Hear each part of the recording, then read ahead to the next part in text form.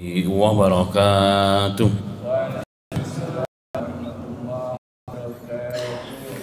Alhamdulillahilladzi ahyana ba'dama amana wa ilaihin nusyur. Alhamdulillahilladzi hadana wa ma kunna linahtadiya laula hadana Allah. Allahumma shalli wa sallim ala Muhammadin wa ala alihi wa ashabihi at-tayyibin at-tahirin wa man sanna bi sunnatihi ila yaumiddin. يقول الله تبارك وتعالى يا أيها الذين آمنوا اتقوا الله حق تقاته ولا تموتن إلا وأنتم مسلمون أما بعد. Alhamdulillah summa alhamdulillah ma'asal muslimin wal muslimat, jemaah salat subuh Masjid Al-Istiqamah yang dirahmati oleh Allah Subhanahu wa taala. Tiada kalimat yang pantas diucapkan oleh seorang hamba di pagi yang berbahagia ini di tempat yang paling mulia dan paling dicintai Allah Subhanahu wa taala kecuali ungkapan rasa syukur kita kepada Allah Subhanahu wa taala, di mana detik ini di tempat ini kita masih diberikan kembali oleh Allah Subhanahu wa taala kekuatan taufik hidayahnya sehingga dapat berkumpul untuk sama-sama menjalankan satu di antara kewajiban seorang hamba kepada Rabbnya dan kewajiban seorang umat kepada dinnya atau kepada agamanya, salat berjamaah dan juga thalabil ilm. Semoga Allah Subhanahu wa taala mengistiqomahkan kita dan Allah menjaga kita hingga akhir hayat kita. Amin amin ya rabbal alamin. Salawat dan salam tentunya tidak terlupa teriring untuk Nabi kita Muhammad sallallahu alaihi wasallam, kepada seluruh ahli keluarganya, sahabat-sahabatnya dan orang-orang yang memperjuangkan agama dan sunnahnya hingga akhir masa. Amin amin ya rabbal alamin. Jemaah sekalian rahimani wa rahimakumullah, di antara nikmat yang terbesar setelah iman dan Islam adalah nikmat al-amnu wal salamah wal huriyah, adalah nikmat keselamatan, kedamaian dan kemerdekaan. Dan alhamdulillah bangsa kita telah memasuki tahun ke-80 dari kemerdekaannya.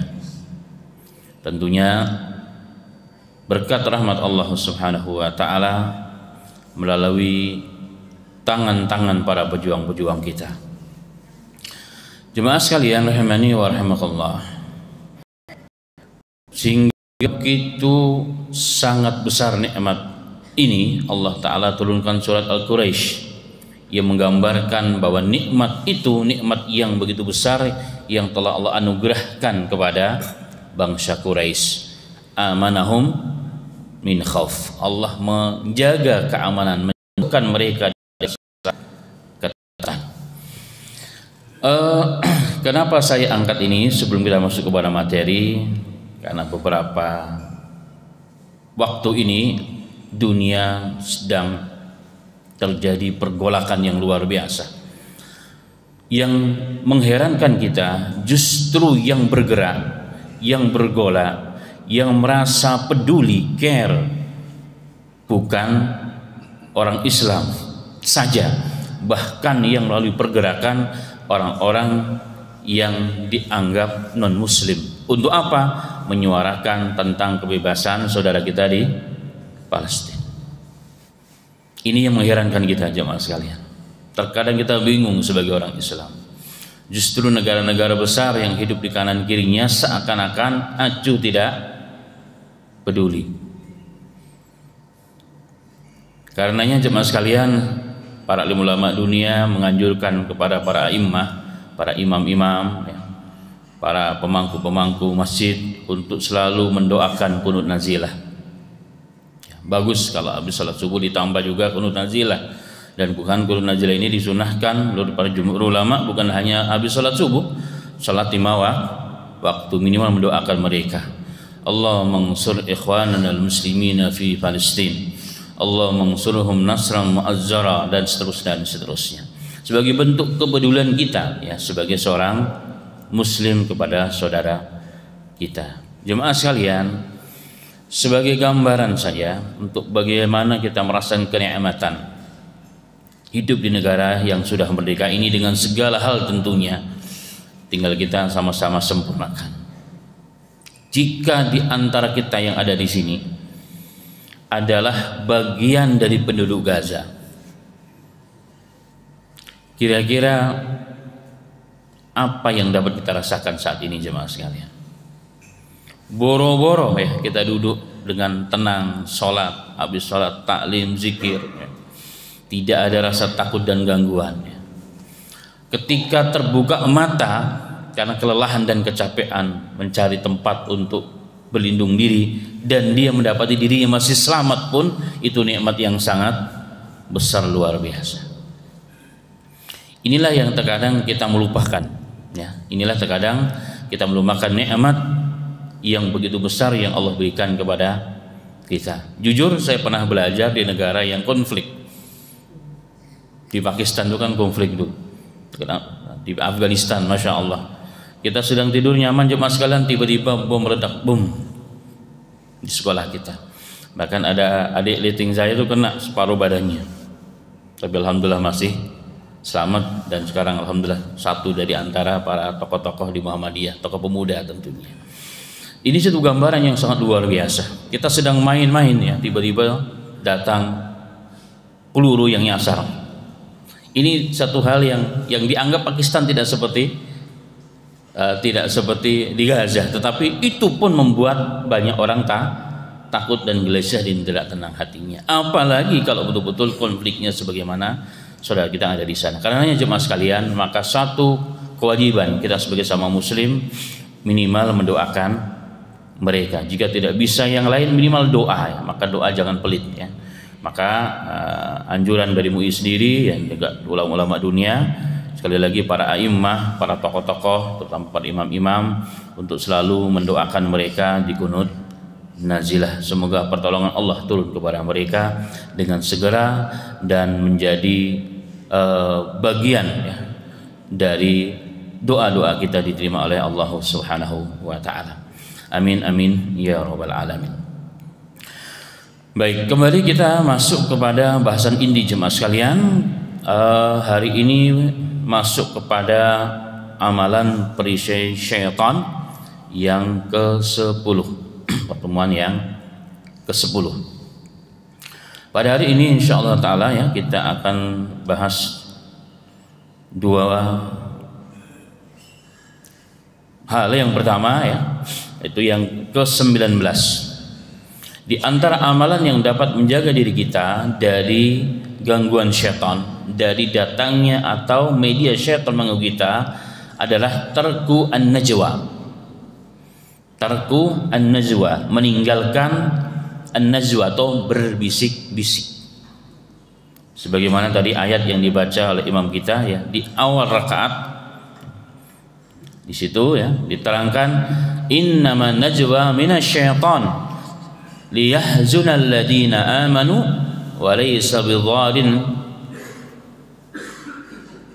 bidharihim syai'an illa biidznillah wa 'ala Allahi falyatawakkilul mu'minin. Tapi ayat yang berbeda, tapi intinya ada ya, tadi disebutkan.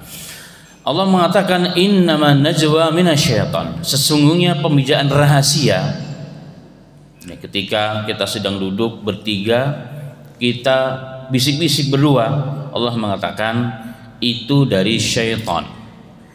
Jadi bisik-bisik begitu dari syaitan. Kenapa? Apa tujuannya? Liyahzunal ladina amanu, untuk membuat sedih orang yang beriman. Bayangkan kalau kita sedang bertiga jemaah sekalian, ada dua orang bisik-bisik, apapun yang dibisikkan kita akan menjadi sedih. Ternyata itu perbuatan godaan dari syaitan. Tujuannya apa? Tujuannya adalah untuk memudaratkan kaum muslimin, untuk mengadu kaum muslimin. Nah, ini ayat larangan kepada kita untuk berbisik-bisik dalam kondisi yang seperti itu. Surah Al-Mujadalah ayat 10. Kemudian Nabi Muhammad SAW juga bersabda, "In kuntum thalatha fala yatanaja ithnani duna sahibihima fa inna dzalika yuhzinuhu." Dalam riwayat Bukhari dan Muslim Rasulullah jelas melarang, berarti larang haram. Jika kalian sedang bertiga, janganlah dua di antara tiga orang tersebut berbisik-bisik dengan temannya dan meninggalkan yang ketiga. Kenapa? Kan itu akan membuat sedih orang yang ketiga. Ini larangan Nabi Muhammad sallallahu alaihi wasallam. Ini perkara sepele jemaah sekalian, tapi ini bisa menimbulkan konflik yang akan berkepanjangan. Karena dianggapnya yang dua orang tidak menghargai yang ketiga, dan ini ternyata pintu syaitan. Ya, ternyata ini adalah pintu syaitan awal untuk memecah belah umat Islam, terutama orang-orang yang beriman.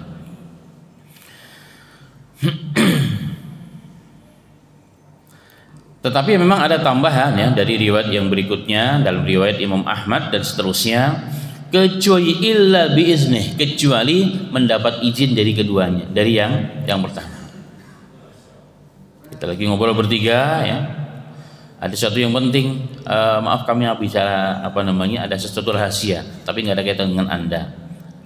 Kabarkan, beritakan supaya menghilangkan suudzon, karena suudzon itu adalah celah yang akan dimasuki oleh syaitan untuk mengadu domba di antara hati kaum muslimin, dan ini tidak diperbolehkan. Dalam hadis ini Al-Imam Al-Khattabi pernah mengatakan, wa inna ma qala li yahzinuhu li annahu qad yatawahham anna najwahuma inna ma yasu'irayhuma fihi aw dasisatu dhailatu lahu. Kenapa dilarang berbisik-bisik ketika kita sedang bertiga tanpa minta izin dan tanpa menunjukkan yang ketiga? Karena ini akan menyebabkan prasangka yang buruk muncul dari orang yang ditinggalkan yang ketiga tadi itu. Dan ini celah syaitan untuk memisahkan atau untuk menimbulkan khilaf di antara orang-orang yang beriman. Al-Imam Ibn Hajar Asqalani dalam Fathul Bari Syarah Sahih Bukhari, beliau mengatakan, menukilkan pernyataan ulama Ibnu Battal ya, jika sedang beramai-ramai nggak masalah.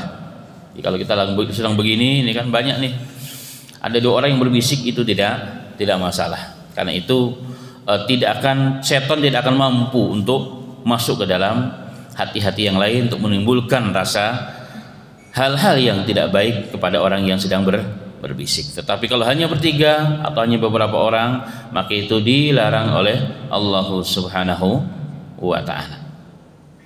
Nah, ayat yang tadi dibaca ya, tadi saya ya ayyuhalladzina amanu idza tanajautum fala tatanajau bil ismi wal udwan wa ma'siyatir rasul wa tanajau bil birri wat taqwa wattaqullaha alladzi ilaihi tuhsyarun.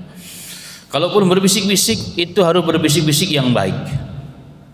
Tidak boleh membicarakan aib dan keburukan orang lain, permusuhan, apalagi terkait dengan durhaka, kemaksiatan kepada Rasulullah, terkait dengan sunnah dan seterusnya. Intinya jemaah sekalian rahimani wa rahimakumullah, bahwa berbisik-bisik ketika sedang ada beberapa orang dan meninggalkan yang lain itu celah syaitan, maka harus kita tinggalkan. Dan ini bagian adab ketika kita sedang bersama teman, bersama rekan yang Islam telah mengaturnya. Nah, dari bab ini jemaah sekalian, kita semakin cinta dengan agama kita. Ternyata agama kita begitu sangat universal. Urusan begini pun ternyata ada aturannya. Tidak ada dalam agama manapun jemaah sekalian, tidak ada kecuali dalam Islam. Walhamdulillahirabbil alamin ya. Semoga Allah istiqomahkan kita dan Allah berikan kekuatan untuk menjaga amalan ini. Amin amin ya rabbal alamin. Baik, kemudian masuk poin yang berikutnya, amalan perisai syaitan yang berikutnya adalah, ini hal yang sangat penting, menjaga keharmonisan rumah tangga. Ini perkara yang besar ya. Yang tadi juga besar, cuma bahasanya pendek. Ini perkara yang sangat besar. Karena rumah tangga yang baik, yang harmonis, itu sangat dibenci oleh syaitan. Musuhnya setan itu rumah tangga yang harmonis. Karena rumah tangga yang harmonis akan tegaklah hukum Allah di sana. Akan lahirlah dari rumah tangga tersebut hamba-hamba Allah yang akan memperjuangkan agama Islam. Akan lahir orang-orang yang menyembah Allah. Akan lahir para penjaga-penjaga Al-Quran. Maka syaitan sangat memusuhinya. Makanya poin yang ke-20 ini cuma sekalian, menjaga keharmonisan rumah tangga itu wajib setiap kita. Ada satu riwayat Muslim, berarti hadisnya sahih, dari Jabir bin Abdullah radhiyallahu anhum. Nabi Muhammad sallallahu alaihi wasallam pernah bersabda, "Inna iblisa yadau arshuhu 'alal ma'i." Iblis, pimpinan syaitan yang dulu pernah menggoda bapak kita Adam alaihi salatu wasalam dan Hawa alaihi salatu wasalam, dia meletakkan singgasananya di atas laut. Di singgasana syaitan di atas laut. Markas besarnya iblis itu di laut. Makanya kesyirikan paling banyak terjadi di wilayah pesisir. Itu dikuatkan juga dengan riwayat-riwayat yang lain, pegunungannya, terutama daerah pesisir. Maka Indonesia ini hal ini sangat kental ya dengan masalah ini. Ada namanya Nyi Roro Kidul dan seterusnya. Bang kemarin sempat ikut merayakan hari kemerdekaan RI katanya. Masya Allah. Baik. Nah, kembali kepada hadis, inna iblisa yadau arsyahu 'alal ma'i. Iblis itu meletakkan pusat kekuasaannya, pemerintahannya itu di atas lautan. Ya, di atas lautan. Walaupun ada yang memaknai hadis ini oleh sebagian ulama secara kontekstual, tidak tekstual. Ala kulli hal. Summa yab'atsu sarayahu fa'adnahum minhu manzilatan a'dhamuhum fitnatan. Kemudian setiap pagi hari dia akan mengirim seluruh pasukan dan tentaranya ke seluruh penjuru dunia. Untuk apa? Membuat fitnah, menyebarkan kesesatan, menimbulkan kekacauan, huru-hara dan kerusakan. Ini kata Rasulullah. Jadi setiap hari jemaah sekalian, ya, Masya Allah. Kemudian setelah mereka selesai menjalankan tugas, akan didekatkan orang yang paling besar hari itu telah membuat fitnah dan kemaksiatan di muka bumi. Ini yang akan didekatkan majelisnya. Kebayang tidak? Dunia ini berapa besar, berarti berapa banyak pasukannya iblis. Dan orang yang akan dekat duduknya dengan iblis ini, rajanya setan berarti. Itu orang yang hari itu mampu menimbulkan fitnah yang paling besar hari itu. Siapa yang ngomong jemaah sekalian? Rasul. Dan kalimat Rasul adalah hak, adalah benar, ya, adalah benar.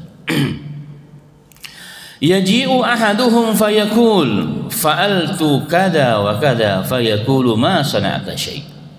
Jika ada yang mengatakan, wahai raja, wahai tuanku, aku hari ini telah melakukan ini dan ini dan ini, dikatakan enggak ada apa-apanya kamu. Biasa itu. Ya, itu biasa. Kalau cuma gitu doang mah biasa, ya. Kalau cuma gitu mah biasa katanya. Summa yaji'u ahaduhum fayaqul ma taraktu hatta faraqtu bainahu wa baina imra'atihi. Qala fayudnihi min fayaqul ni'ma anta. Masya Allah. Ya, ketika ada yang mengatakan saya hari ini telah menggoda orang untuk korupsi, ya, untuk ini, ya, untuk itu, katanya nggak ada apa-apanya itu. Tapi ketika ada yang mengabarkan dari pasukannya, dari syaitan, wahai raja, hari ini aku telah berhasil memisahkan antara satu pasangan yang tadinya luar biasa harmonis, dia bisa bercerai. Hari ini aku mampu menimbulkan fitnah di antara pasangan sehingga dia bercerai, padahal sudah berpuluh-puluh tahun hidup bersama, sudah punya anak, bahkan sudah punya cucu. Aku pisahkan dia. Apa kata iblis? Ni'ma anta, sebaik-baik tentaraku hari ini adalah engkau wahai fulan.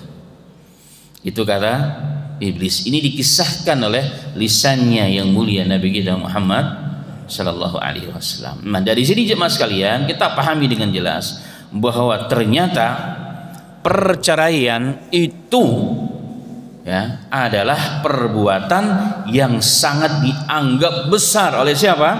Oleh iblis. Oleh iblis. Masya Allah.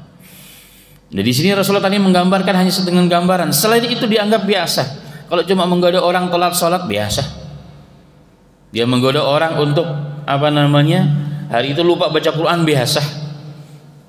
Tapi kalau ada orang yang kalau ada pasukannya yang bisa memisahkan orang yang orang yang sepasang menjadi bercerai, itu sangat luar biasa. Masya Allah. Karenanya jemaah sekalian, ada satu hadis dari Nabi Sallallahu Alaihi Wasallam di mana Nabi Muhammad Sallallahu Alaihi Wasallam pernah mengatakan, ada sebagian yang melemahkan tapi sebagian besar ulama mensahihkan, inna abghadal halali ilallah at-talaq. Sesungguhnya sesuatu yang halal tetapi paling tidak disukai oleh Allah, dibenci oleh Allah adalah perceraian. Halal memang, bahkan terkadang hukumnya wajib, tapi asli itu asli itu Allah nggak suka. Yang namanya perceraian itu aslinya tidak suka, walaupun nanti bisa harus ya. Boleh, tapi aslinya itu tidak suka jemaah sekalian. Kenapa? Ulama mengatakan di antara hikmahnya adalah apa? Bagaimanapun ya, secara umum orang kalau sudah bercerai akan timbul bukan selesai masalah, tapi timbul masalah baru. Sudah pasti itu. Belum lagi masalah syahwat, belum lagi masalah mata, masalah ini, masalah akan timbul masalah-masalah banyak. Hari ini banyak anak-anak muda hari ini yang di jalan-jalan kita lihat mereka korban dari perceraian, keegoisan dari kedua orang tuanya. Allah musta'an. Jemaah sekalian rahimani wa rahimakumullah. Makanya para ulama mengatakan bahwa hadis yang tadi kedua, perkara halal tapi paling dibenci oleh Allah adalah perceraian ya. Memang halal ya, tapi mabghadhatun ilallah ta'ala, satu perkara yang paling dibenci, yang tidak disukai oleh Allah Subhanahu wa taala. Kenapa? Karena akan menimbulkan masalah-masalah baru, akan menimbulkan masalah-masalah baru, konflik-konflik baru. Dan tentang perceraian inilah ya, Allah juga telah mencatat dalam Al-Quran tentang kisah Sulaiman, bahwa memang salah satu tugas syaitan yang paling kuat di dunia ini adalah apa? Yufarriqu bihi baina mar'i wa zawji, memisahkan antara sepasang. Ini di surah Al-Baqarah ayat 102. Jadi tugas syaitan itu memang mencari beraikan, terutama orang yang berkasih sayang karena diikat oleh tali agama Allah Subhanahu wa taala. Maka jemaah sekalian, sekali lagi, bercerai boleh, tapi aslinya kalau menurut Al-Imam Hajar itu makruh. Makruhnya apa sih? Dibenci oleh Allah. Walaupun secara hukum agama ada aturannya, boleh ya, boleh. Kemarin kebetulan kami sedang ada urusan sidang di pengadilan Jakarta, Pengadilan Agama di Jakarta Barat. Satu hari itu 100 lebih kasus, dan kebanyakan kasus perceraian. Jadi bagaimana bangsa kita bahagia jemaah sekalian? Masya Allah, nggak ada orang yang bercerai itu bahagia. Dia ingin menunjukkan kebahagiaan kepada mantan pasangannya, tapi itu hanya sekilas saja. Tapi hakikatnya dia sendiri gundah gulana.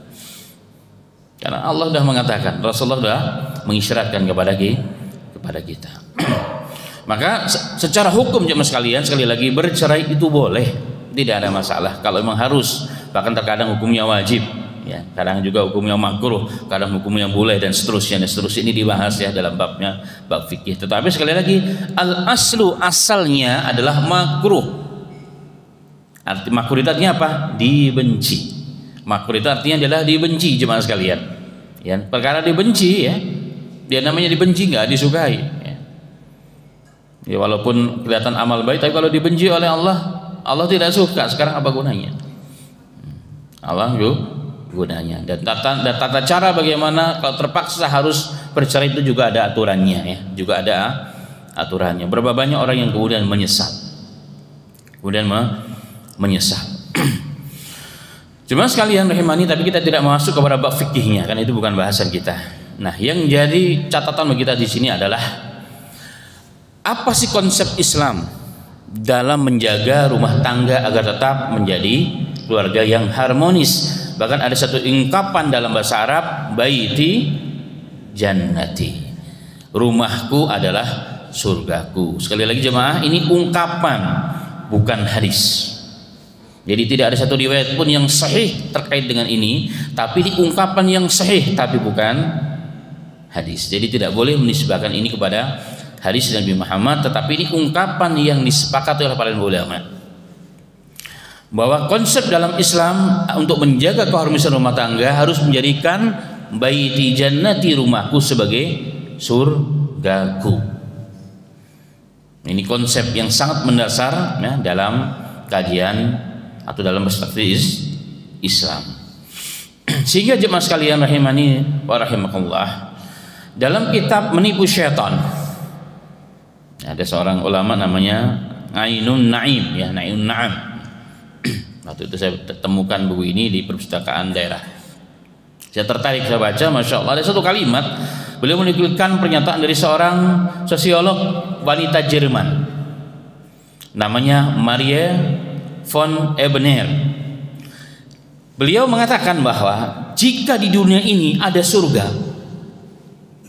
ini orang Jerman ya, seorang wanita sosiolog, jika di dunia ini ada surga, katanya, surga itu niscaya adalah pada pernikahan yang bahagia.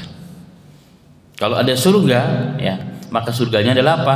Pada pernikahan yang bahagia, bagaimana kondisi orang tersebut. Dan seandainya ada neraka di dunia ini, maka neraka itu adalah pernikahan yang gagal. Pernikahan yang gagal. Ternyata pernyataan ini sesuai ya dengan konsep Islam. Dan di sini insya Allah semua sudah pernah nikah dan akan nikah yang belum nikah insya Allah. Jadi sudah bisa merasakan ya bagaimana nikmatnya berumah tangga ya. Ketika rumah tangga kita sedang harmonis, maka bak surga rasanya kita. Kita bekerja pun ingin cepat pulang. Tapi kalau rumah kita tidak bahagia, maka kita mau pulang kayak mau kembali ke neraka jemaah. Ditanya, "Pak, di mana?" "Meeting." Padahal lagi ngobrol sama temennya di kafe. Mau pulang tuh males. Kalau udah bilang mau pulang, aduh udah pulang nih. Cari alasan apa lagi nih? Macet di jalan kayak apa, kayak yang penting nggak pulang pulang. Maksudnya apa? Nyampe rumah nggak ketemu langsung tidur, itu maksudnya. Kenapa? Karena rumah ibarat neraka. Masya Allah. Dan kebahagiaan ini jemaah sekalian tidak hanya secara materi. Berapa banyak rumah yang begitu megah ya, begitu megah, dibangun dengan sekian miliar, tapi tidak ada kebahagiaan satu cuil pun di rumah tangganya itu. Banyak. Tapi berapa banyak rumah yang kelihatan sangat sederhana. Nabi Muhammad SAW hanya kalau Rasulullah selonjor rumahnya dah sampai ujung ke ujung, begitu kecil, tapi rumahnya Nabi Muhammad seperti surga. Masya Allah. Maka jemaah sekalian ya, ada beberapa konsep dalam Islam ya, para ulama telah banyak menulis buku. Nah, saya rangkum dengan beberapa catatan saja ya. Telah banyak saya baca, kemudian saya rangkum dengan beberapa catatan. Yang pertama, agar keluarga rumah tangga kita tetap terjaga dan harmonis, maka yang pertama dari awal kita mau nikah, yang sudah nikah pun kita perbaharui niat kita, yang sudah berpuluh-puluh tahun pun kita perbaharui niat kita, yang sudah perak, emas, perunggu, emas, perak dan seterusnya pun harus kita kembali. Itu apa? Memperbaiki niat kita bahwa kita berumah tangga niat karena Allah. Ini paling penting. Niat karena Allah ya. Melakukan, maka niat ini jemaah sekalian akan menjadikan sesuatu yang tidak berharga menjadi berharga. Dengan niat kita nikah karena Allah, sehingga Nabi Muhammad SAW pernah mengatakan, nikahlah kalian karena nikah itu separuh agama jika niatnya karena Allah. Nikah itu separuh agama, sehingga ulama mengatakan, menyimpulkan dari hadis-hadis ini maka nikah adalah ibadah terpanjang seorang anak manusia di jagat raya ini. Ibadah terpanjang. Dari tidur sampai tidur kembali itu ibadah semua. Dari kita berangkat bekerja sampai pulang dan sampai kita berangkat lagi pulang lagi, itu semua dalam ibadah jika niatnya karena Allah Subhanahu wa taala. Maka jemaah sekalian, ketika kita mencari nafkah untuk keluarga kita yang laki-laki, maka itu menjadi ibadah dan jihad. Ketika istri kita atau ibu kita sedang memasak nasi, itu ternyata juga sedang beribadah, sedang berjihad. Kenapa? Niatnya karena Allah. Masya Allah. Ketika bapaknya berkerut keningnya mikirin, waduh listrik belum dibayar ini, uangnya sudah habis, itu pahala besar jemaah sekalian. Masya Allah. Semua akan menjadi pahala kalau niatnya karena Allah. Nyampe di rumah, Pak berasnya habis nih. Ya Allah, sedih kita. Itu pahala jemaah. Nah, so, apapun yang terjadi jika niat karena Allah, maka semua berubah yang tadinya biasa-biasa tidak bernilai menjadi ibadah yang sangat tinggi di sisi Allah Subhanahu wa taala. Bahkan dalam riwayat Sahih Bukhari dan Muslim, Rasulullah pernah bertanya, tahukah kalian infak apa yang paling afdal? Rasulullah mengatakan, infak kepada keluargamu. Infak kepada keluargamu yang wajib, itu yang paling afdal. Kenapa? Jika diniatkan karena ibadah kepada Allah. Sehingga aktivitasnya jemaah sekalian 24 jam. Ya, ketika seorang suami pulang dari pekerjaannya, dia pulang dari ibadah, pulang dari jihad.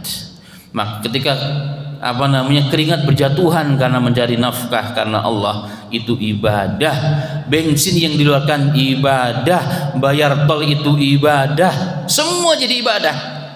Semua jadi ibadah gara-gara niat hanya karena Allah.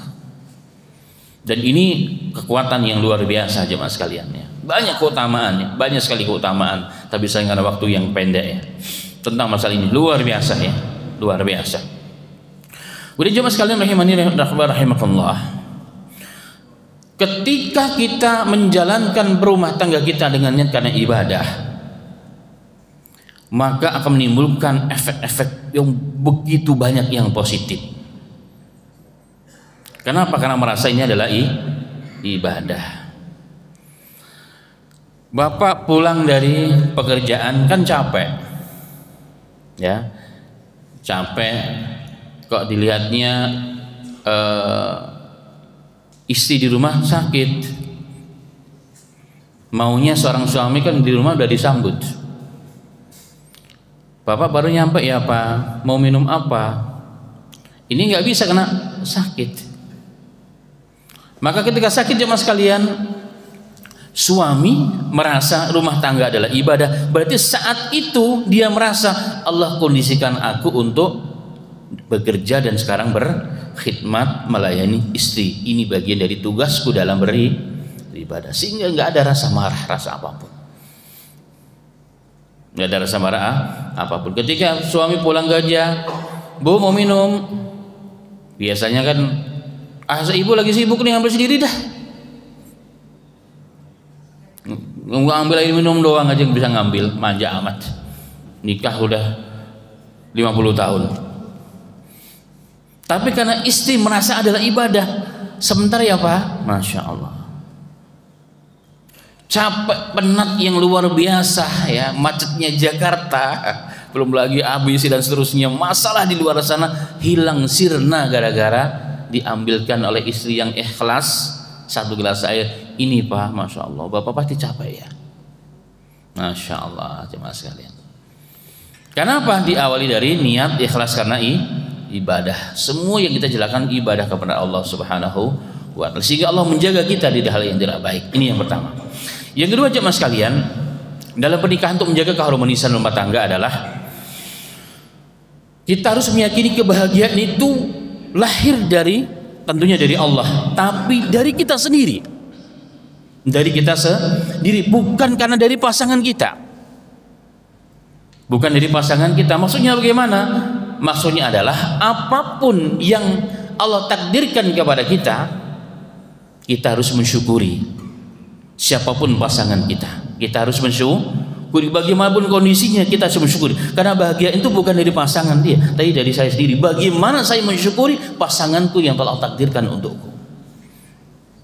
Ini yang tidak gampang jemaah sekalian. Ya, tidak gampang.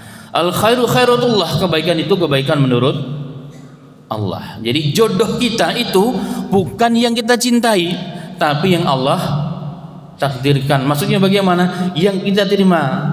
Qabiltu nikah, itulah yang jadi jodoh kita walaupun kita tanpa mencintainya. Itulah jodoh kita sebenarnya. Makanya kan ada istilah mencintai tidak harus memiliki. Karena yang dimiliki itu yang ditakdirkan Allah, itu yang harus kita cintai. Kalau udah begitu jemaah selesai. Dari awal sudah begitu. Siapapun memang sebagai seorang manusia kita ingin yang begini-begini, tapi ternyata dapatnya begini, ya insya Allah ini yang terbaik menurut aku. Itu yang, nah ini landasan bahwa kebahagiaan itu diciptakan adalah manifestasi dari kemampuan seorang hamba menerima takdir dari Allah, mensyukuri yang Allah berikan kepada kita. Jadi nggak terkait dengan pasangan kita, mau bagaimanapun nasib kita nggak ada masalah. Memang itu yang terbaik menurut aku. Selesai. Ya, selesai. Kalau udah begitu jemaah sekalian, masya Allah ya, itulah puncak keimanan. Puncak keimanan. Ya. Kemudian yang berikutnya, yang ketiga adalah menghapus dalam hati kita pasangan yang ideal, yang idaman. Maksudnya bagaimana? Kan kita sebagai manusia maunya kita sebagai laki-laki istri kita seperti Khadijah dong. Kan gitu ya. Yang kalau punya harta diinfakkan untuk harta untuk suaminya. Kalau suami sedang sedih dia mampu sebagai penggembira yang paham betul bagaimana perjuangan Nabi Muhammad. Kita sebagai perempuan ingin dong kalau suami kita seperti Nabi Muhammad. Masalahnya adalah siapa kita, siapa Nabi Muhammad. Ya. Ada orang yang datang, Ustaz doakan saya supaya nanti istri saya solehah. Ustaz doakan saya supaya nanti suami saya orang yang soleh. Saya cuma bilang begini, Allah tuh mengatakan dalam Al-Quran, al-khabithatu lil-khabithina wal-khabithuna lil-khabithat wat-tayyibatu lit-tayyibina wat-tayyibuna lit-tayyibat. Perempuan-perempuan yang buruk untuk laki-laki yang buruk, laki-laki yang buruk untuk perempuan yang buruk, perempuan yang baik untuk laki-laki yang baik, laki-laki yang baik untuk perempuan yang baik. Artinya adalah kalau kita ingin mendapatkan pasangan yang baik, maka kita harus pantaskan diri kita. Ini sebelum nikah biasanya begitu. Tapi kalau sudah nikah jemaah sekalian, hilangkan itu. Kalau sudah kita dijodohkan ditakdir oleh Allah, hilangkan pasang yang ideal, hilangkan. Kalau tidak kita nggak akan pernah bahagia. Nyesel aku nikah sama kamu. Ini gara-gara apa? Kita selalu berpikir yang ideal. Oh ternyata baru ketahuan sifat kamu gini ya Pak. Setelah 3 tahun punya anak 10. Jadi selama ini kemana aja? Udah punya cucu baru ngomong gitu. Jadi hilangkan yang ideal, yang ada itu yang harus kita syukuri. Kalau tidak jemaah sekalian, kenapa ada perselingkuhan? Kenapa berantem tiap hari? Karena yang dilihat orang lah, yang dilihat real time tiap hari. Itu bahagia banget tuh keluarganya kayaknya. Kalau pulang disambut, masya Allah begini begitu, masya Allah. Yang dilihat orang lain selalunya memang kebun orang lebih hijau. Itu ujian jemaah sekalian. Nah itu ujian. Makanya hilangkan ya, hilangkan itu. Hilangkan itu, yang ada adalah kita syukuri dengan ada. Maka dengan 3 hal di atas jemaah sekalian akan muncullah kelanggengan rumah tangga, keharmonisan rumah tangga ya, sampai kakek dan nenek dan seterusnya ya kan. Komunikasi yang baik, saling saling tahu kewajiban masing-masing dan apa yang harus dilakukan. Dari mana berangkat? Dari situ.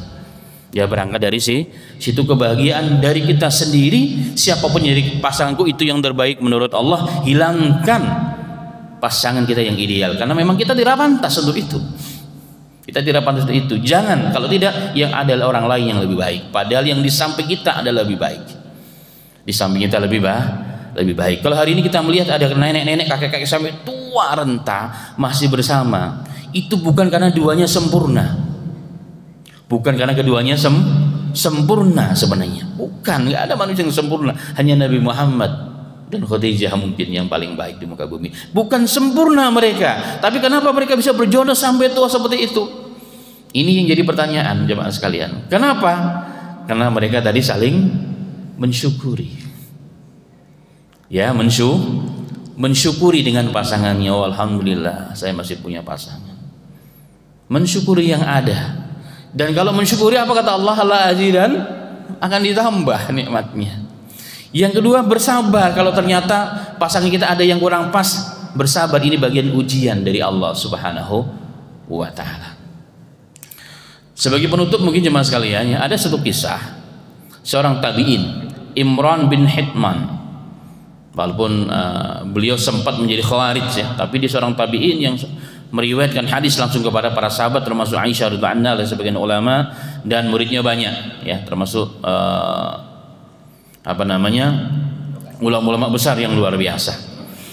Yang kita ingin ambil bukan beliaunya siapa dan bagaimana, tapi ibrah dan pelajaran yang luar biasa yang kita ingin ambil dalam bab yang sedang kita bahas. Yakni dikisahkan bahwa Imran bin Hatan ya, punya istri namanya Hannah. Dan Imran ini sebenarnya seorang laki-laki yang secara lahiriah kurang bagus, tidak ideal ya, menurut keumuman. Ya, mohon maaf ini saya cuma baca doang ya, saya tidak maksud apa-apa. Perawakannya secara lahiriah kurang pas, hitam, kecil, gemuk, dan lah, menurut umumnya begitu ya. Sedangkan tetapi luar biasanya, dia ini dapat mempersunting seorang gadis yang begitu cantik yang luar biasa. Dan menikah berdua. Si Imran ini ya, setiap waktu tidak bosan-bosan melihat istrinya dan selalu memujinya. Wahai istriku, segala puji bagi Allah yang telah menciptakan engkau dan diperuntukkan untukku, katanya. Itu kata si suaminya tadi ya. Kata si suami tadi itu. Masya Allah.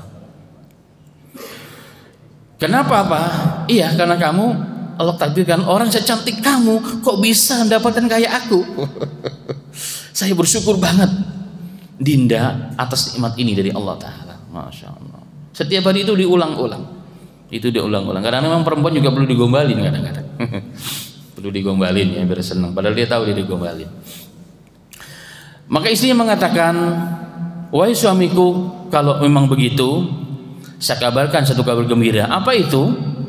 Insya Allah kita menjadi ahli surga. Lah kok bisa? Dari mana kamu tahu? Iya, karena antara syukur, kamu kan bersyukur mendapatkan aku yang cantik ya kan, menemani kamu, setia, kamu bersyukur kepada Allah, dan aku selalu bersabar. Aku selalu bersabar. Kenapa bersabar? Iya, kayak kamu suamiku. Saya kan cantik, saya sebenarnya bisa mendapatkan yang lebih, tapi tidak, saya meyakini takdir Allah, saya bersabar dengan takdirku atas kamu sampai detik ini. Masya Allah. Maka insya Allah kita ahli surga. Dan begitu setianya dalam beberapa riwayat, si Hannah ini dia punya tali lalat di beberapa bagian tubuhnya yang selalu dipandang terus oleh suaminya. Begitu indah, kata suaminya, tali lalat kamu begitu sempurna wahai Dinda, katanya. Bagaimana Allah ciptakan ini menambah kecantikan pada dirimu. Dan begitu setianya si Hannah ini, setelah dia meninggal dilamar oleh tokoh-tokoh, dia menolak. Bahkan dia katakan, tai lalatku ini tidak ada yang melihat lagi setelah kematian suamiku. Dihilangkan tai lalatnya demi untuk menjaga apa? Menjaga kesetiaannya kepada suaminya, supaya bisa bertemu nanti di akhiratnya Allah Subhanahu wa ta'ala. Ini satu gambaran jemaah sekalian ya, bahwa syukur dengan siapapun yang Allah takdirkan kepada kita. Menakdirkan itulah jodoh kita, itulah takdir kita ya. Dan kemudian bersabar jika ada yang kurang sesuai, tetapi itu insya Allah terbaik dari Allah Subhanahu wa ta'ala adalah syarat utama untuk kelanggengan keharmonisan rumah tangga, yang itu menjadi perisai utama keharmonisan rumah tangga kita dan dari gangguan syaitan. Semoga Allah Ta'ala jadikan kita dan rumah tangga kita rumah tangga yang langgeng di bawah naungan dan selalu menjadi mendapat perlindungan dari Allah dan bimbingan Allah Subhanahu wa taala, sehingga menjadi rumah tangga yang mawaddah, ya, yang sakinah mawaddah warahmah insyaallah. Amin. Amin ya rabbal alamin. Alhamdulillah, jazakallahu khair pada ustaz kita yang telah memberikan nasihat untuk kita. Kalau